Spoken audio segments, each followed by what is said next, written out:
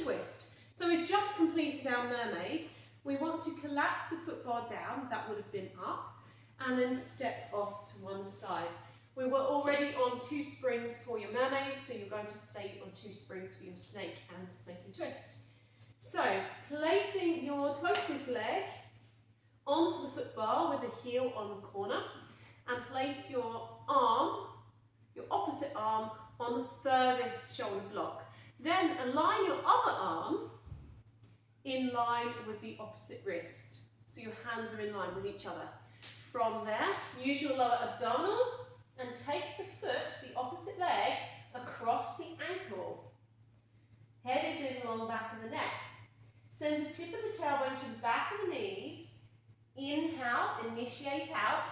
Exhale, keep going and lift the chest through the arms. Inhale, scoop the abdominals and return back in. Let's do the snake again. Inhale, initiate out halfway. Exhale, lift the chest through the arms. Inhale, tailbone with the back of the knees. Exhale, return. Then we have the twist. Inhale, halfway.